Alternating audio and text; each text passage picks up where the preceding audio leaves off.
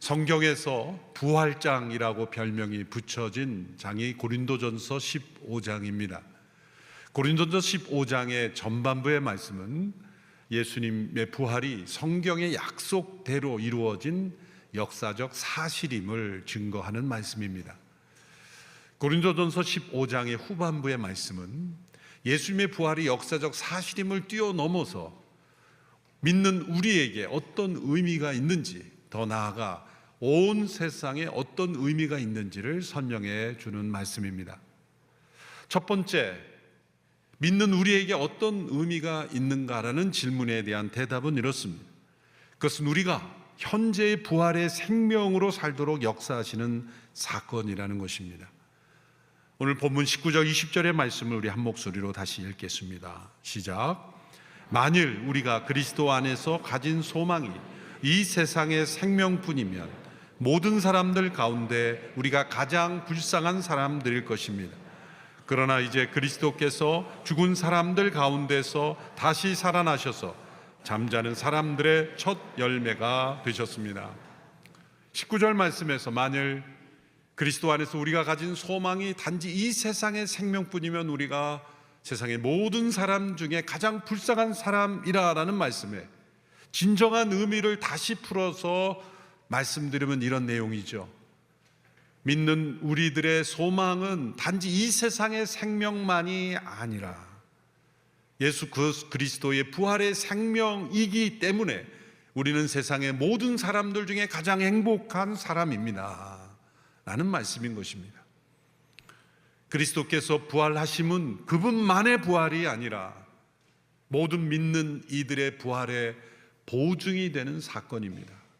그것을 구약의 절기를 예를 들어 부활의 첫 열매가 되셨다라는 말씀을 사용합니다. 구약의 절기 가운데 초실절이라는 절기가 있습니다. 첫 번째 열매실자, 첫 번째 열매를 드리는 것, 그것은 보리 추수가 시작될 때 보리 한 단을 하나님 앞에 올려드리면서 이 추수가 하나님께서 주신 은혜임을 고백하며 이 한 단만이 아니라 남은 모든 추수도 하나님의 축복임을 감사하는 절기가 초실절입니다.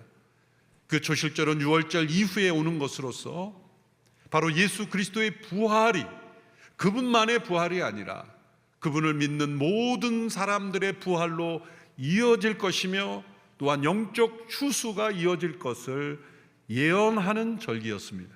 바로 그 초실절의 성취로 예수님께서 부활하셨고 그리고 그분의 부활은 우리의 부활이며 또한 그것은 장래에 약속된 부활만이 아니라 현재 우리가 그분의 부활의 생명으로 살아가는 사건임을 설명하고 있습니다.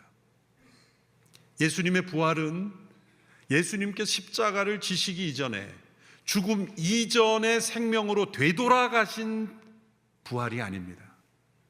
예수님의 부활의 생명은 죽음 이전의 상태로 되돌아간 생명이 아니라 이것은 다른 차원의 생명으로 변화되신 사건입니다. 십자가의 죽음을 통과한 모든 세상의 시험과 유혹과 고난과 사단의 공격을 통과하여 승리하신 예수님의 부활의 생명은 이제 그를 믿는 모든 사람들에게 동일한 생명을 나누어 주시는, 선물해 주시는, 전파해 주시는 생명으로 변화되었다는 것입니다. 유명한 크리스찬 문학가인 C.S. 루이스가 쓴 Mere Christianity, 순전한 기독교에서 이 부분을 그는 이렇게 설명했습니다. 잘 들어보십시오. 예전 단계에서 생명 유기체들은 새로운 단계로 나아가는 길에 선택권이 전혀 없었다. 그러나 피조물이 아들로 바뀌는 이 변화, 이것은 창조된 상태의 우리가, 그러나 타락한 상태의 우리가 하나님의 자녀가 되는, 다시 태어나는 이 변화가 되어지는 것은 스스로 선택하는 것이다. 거부할 수도 있다는 뜻에서 선택 가능하다는 것이다. 다음 패러그래프가 중요합니다. 부활하신 예수님이 이 세 사람의 최초의 사례이다. 그러나 그는 그 이상의 존재이다. 한 세 사람이 아니라 바로 그 세 사람이다. 그는 모든 세 사람의 기원이며 중심이자 생명이다. 그는 조의 이 영원한 생명을 유전이 아니라 좋은 전염을 통해 전달하신다. 괄호는 제가 설명으로 덧붙여진 단어입니다. 좋은 전염, good infection, 전염이라는 단어로 문학가답게 우리가 예수 그리스도를 믿음으로 우리가 그분의 부활의 생명을 부여받는 것을 그는 전염된다 이런 표현을 쓰는데, 나쁜 전염이 아니라 좋은 전염, good infection이라는 단어로 문학적으로 이렇게 표현한 거죠. 얼마나 멋진 표현입니까? 그리스도의 부활은 역사적 그분만의 부활이 아니라 하나님이 얼마나 능력이 있으신 분가, 예수님이 얼마나 능력이 많으신 분가를 증명하기 위해서만 부활하신 것이 아니라, 그분의 부활은 그분을 믿는 모든 자에게 그분 안에 있는 영원한 생명을 마치 전염이 되듯이, 우리가 바이러스의 전염이 되듯이 그 생명이 우리 가운데 임하여 전염되는 역사가 일어나게 하시는 사건이라는 겁니다. 그래서 우리가 창조된 상태, 피조물의 상태에서 이제는 하나님이 독생자를 낳으신 것과 같이 나아진 존재로, 새로 태어난 존재로, 하나님의 자녀로 나아진 존재로 바뀌었다는 겁니다. 이것은 단순한 개선이 아니죠. 예수님 믿는 것은 더 교양 있는 존재가 되는 것, 어떤 더 나은 성품으로 되는 것, 그것과 비교할 수 없는 차원의 본질적인 존재의 변화, 혁명적인 변혁인 것입니다. 트랜스포메이션인 겁니다.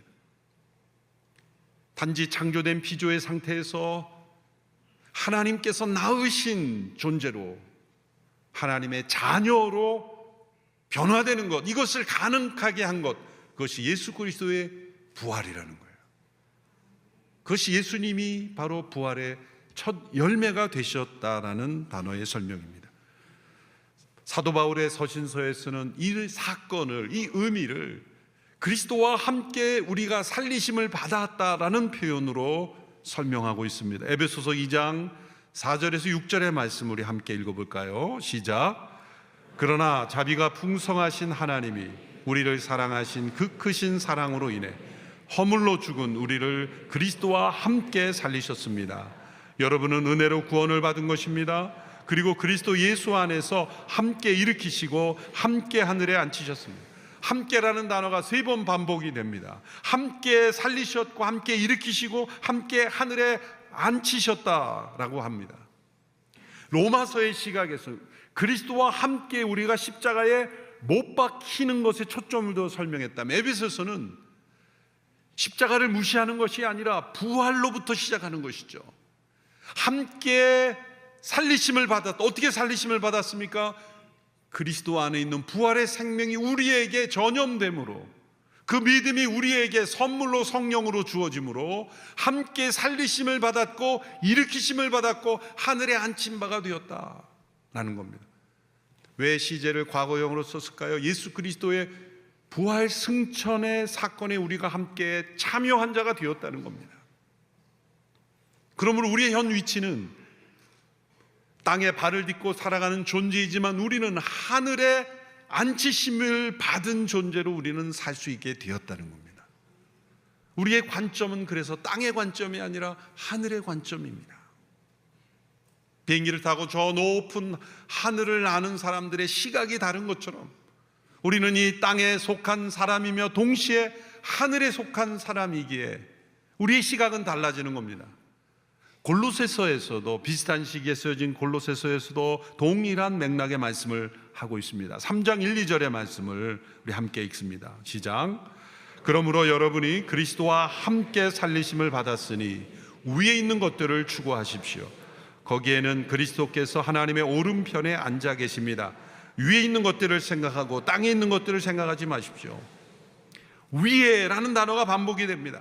왜? 그리스도와 함께 살리심을 받은 부활의 생명의 삶은 위에 존재하고 있기 때문입니다. 단지 위를 바라보라는 게 아니라 우리의 위치가 위에 있기 때문에 위에 있는 존재로 세상을 바라볼 수 있어야 된다.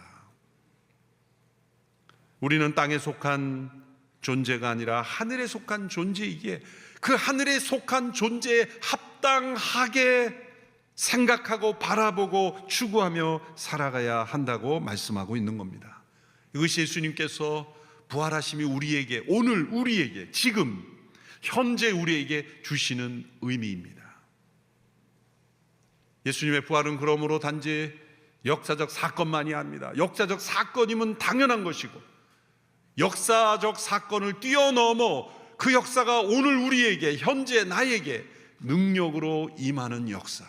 왜? 그분 안에 있는 생명이 내 안에 있기 때문입니다. 우리는 자연적 생명으로만 살아가는 존재가 아닙니다. 저의 마음속에 늘 메아리치는 한 가지 다짐이 있습니다. 예전에도 제가 설교 시간 여러분에게 말씀드렸는데, 세상을 무섭게 살아가는 사람들이 어떤 각오로 살아갑니까? 이런 각오죠. 죽기밖에 더 하겠어? 이런 사람 이기기 쉽지 않습니다. 세상을 죽기로 각오하는 사는 사람. 근데 여러분, 예수 믿는 사람은 죽기로 각오하고 사는 사람이 아닙니다. 예수 믿는 부활의 생명으로 사는 사람은 어떤 사람입니까? 따라해 보세요. 살기밖에 더 하겠어? 죽어도 살겠고, 나를 믿는 자는 영원히 죽지 아니하리라. 우리는 죽기밖에 더 하겠어? 그게 아니에요. 죽기밖에 더 하겠어 하면 다 죽어요. 그러나 우리는 자연적 생명만이 아니라 부활의 생명으로 사는 사람이기에 우리는 영원히 사는 존재입니다. 어떤 고민을 가지고 계십니까? 어떤 갈등 속에 있습니까? 어떤 아픔 속에 있습니까? 이 고민을 이 영원한 생명 앞에 비추어 보십시오. 내가 이 갈등과 고민을 영원히 붙잡고 살 것인가? 내가 이 아픔과 어려움을 영원히 가지고 갈 것인가? 우리는 살기밖에 더하는 사람입니다. 그러기에 우리는 이 세상의 어떤 어둠의 세력도 이기고 승리하는 승리의 믿음의 사람인 줄로 믿습니다. 오늘 말씀에 던지는 두 번째 질문입니다. 그것은 이 세상에 대하여 예수님이 어떤 부활이 의미가 있는가라는 겁니다. 거기에 대한 대답입니다. 세상의 마지막이 오게 될 그때에 모든 권세를 멸하시고 온 세상을 하나님의 나라로 회복시킬 사건이라는 겁니다. 오늘 본문 24절, 25절, 28절의 말씀을 연이어 함께 읽어보겠습니다. 시작. 그 다음에 세상의 마지막이 올 것인데 그때는 그분이 모든 권력과 권세와 권능을 멸하시고 그 나라를 하나님 아버지께 바칠 것입니다. 하나님께서 모든 원수들을 그리스도의 발 아래 두실 때까지 다스리셔야 합니다. 28절. 만물을 그분께 복종케 하신 때는 아들 자신도 만물을 복종케 하신 분에게 복종하게 될 것입니다. 이는 하나님께서 만유의 주가 되시려는 것입니다. 그리스도의 부활로부터 시작하여 이 세상에 일어나는 변화, 그리고 마지막을 설명하고 있습니다. 그리스도의 변화는 이 세상에 대한 엄청난 변화의 출발이라는 것입니다. 그것은 마지막 때까지, 그리스도의 부활로부터 시작하여 마지막 때까지 부활하신 주님께서 행하시는 일이 있다는 겁니다. 그것은 온 세상을 하나님의 통치로 회복시키는 것, 하나님의 나라를 회복시키는 일을 하고 계시다는 겁니다. 왜냐하면 지금 이 땅에는 아직도 사단의 세력들이 존재하고 있기 때문에, 사단과 악의 세력들이 이 세상에 일하고 있기 때문에, 하나님의 권세와 하나님의 주권에 도전하는 이들이 여전히 이 세상에 일하고 있기 때문에 부활하신 주님께서는 마지막 때 완전한 하나님의 나라가 회복될 때까지 그 잔존 세력들을 소탕하시는 일을 하고 계시다는 거예요. 요한계시록이 우리에게 보여주는 그림은 무엇입니까? 부활하신 그리스도께서, 보좌에 앉으신 어린 양 예수, 승천하신 예수 그리스도께서 이 사단의, 이 땅에 있는 잔존의 세력들, 우주에 있는 하나님을 거역한 세력들을 소탕해 가시는 것을 환상으로 보여준 것이고, 영원토록 우리가 그분의 통치를 어떻게 받을 것인가를 보여주는 그림이 요한계시록인 것입니다. 신학자들은 이러한 기간을 2차 대전 때의 두 날로 비유하기를 좋아합니다. 연합군이 독일군에 대해서 승리하는 것은 역사적으로 두 단계를 거쳐서 이루어집니다. 첫 번째는 1944년 6월 프랑스의 노르망디 해안에서 상륙작전이 성공하는 그 전쟁이 결정적인 승리의 날입니다.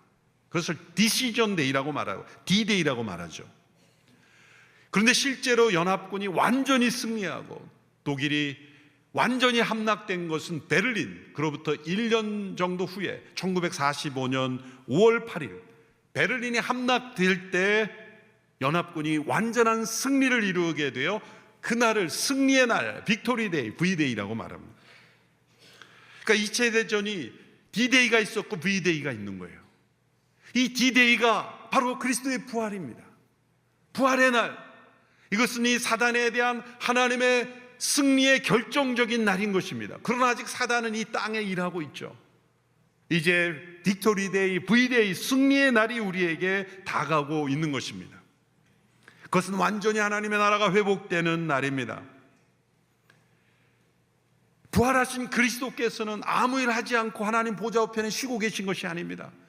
우리에게는 처소를 예비하러 간다고 제자들에게 말씀하셨지만 신약 성경 전체를 통해서 볼 때 그것은 앞으로 해체될 이 세상, 우리가 딛고 있는 이 하늘과 땅이 완전히 해체되고 하나님께서 예비하신 새하늘과 새 땅이 도래하는 마지막 심판의 날에, 완전한 승리의 날이 임하기까지 하나님은 영혼들을 구원하시며 예수 그리스도를 믿게 하시며, 그리고 하나님의 통치가 이 땅에 임하도록 사단의 세력들을 소탕해 가시는 일을 부활하신 그리스도께서 행하고 계시다는 거예요. 우리는 지금 자연이라고 부르는 이 세상 속에 살고 있습니다. 땅을 발로 딛고 살며 또 우리가 보이는 이 세상 속에 살고 있어요. 이것이 전부인 줄 알고 있습니다. 하나님의 말씀에 이 세상은 희망이 없습니다. 곳곳에서 지구의 위기가 소식이 들려옵니다. 북극이 녹고 있습니다. 탄소가 증가함으로 세상에 어떠한 일이 일어날지 모릅니다. 지진이 증가하고 있습니다. 우리가 세상을 포기하자는 말이 아니라 세상의 멸망은 예언되어 있습니다. 마지막 날, 이 우리가 딛고 있는 이 자연이 해체되는 날이 올 것입니다. 그러나 하나님은 해체하시는 하나님이 아니라 새하늘과 새 땅을 준비하시는 하나님, 만물을 구속하시는 하나님. 그런데 그 새로운 하늘과 새로운 땅이 첫 번째로 열리는 사건이 예수 그리스도의 부활이라는 거예요. 앞서 제가 인용한 C.S. 루이스가 쓴 또 다른 책, 기적, 미러클이라는 책에서 그런 예수님의 부활을 새로운 자연이 열린 사건이라고 설명하고 있습니다. 지금의 자연 위에 새로운 자연이 존재한다. 예수 그리스도의 부활은 그 새로운 자연의 문을 연 최초의 사건이다. 여러분, 우리는 새로운 자연에 들어가게 될 것입니다. 새하늘과 새 땅으로 불리는 이 새로운 자연. 여러분, 우리는 모든 것이 다 자연만이 존재한다고 믿는 시대 속에 살고 있는데, 그리고 예수님의 부활, 그리고 성경에 나오는 하나님이 말씀하신 모든 것들은 다 자연이 아니게 믿을 수 없다고 말하지만, 우리는 초자연이라고 말하지만 하나님이 만드신 모든 세상은 다 자연인 것입니다. 하나님은 그리스도의 부활을 통해 새로운 자연을 준비하고 계십니다. 그 새로운 자연이 완전히 임할 때까지 이 땅에 존재하는 악과 사단과 어둠의 세력들을 소탕하고 계시는 일을 행하고 계시다는 거예요. 골로새서 3장에서 또 이 말씀을 이렇게 다르게 표현합니다. 3장 3절 4절의 말씀을 함께 읽어보겠습니다. 시작. 여러분은 이미 죽었고 여러분의 생명은 그리스도와 함께 하나님 안에 감춰져 있기 때문입니다. 여러분의 생명이신 그리스도께서 나타나실 때 여러분도 그리스도와 함께 영광 가운데 나타날 것입니다. 그리스도께서 다시 오셔서 세상이 완전한 새로운 자연으로 변화될 때 우리도 영광 가운데 나타나게 될 것입니다. 이 영광스러운 우리의 완전한 부활과 완전한 세상의 회복을 바라보는 사람들은 어떻게 살아갈까요? 부활의 생명으로 살아가는 사람들에게는 세 가지 모습이 나타납니다. 첫째로 그들은 깨어 있습니다.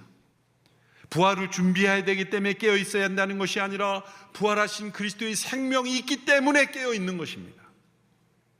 또한 그들은 근신하며 살아갑니다.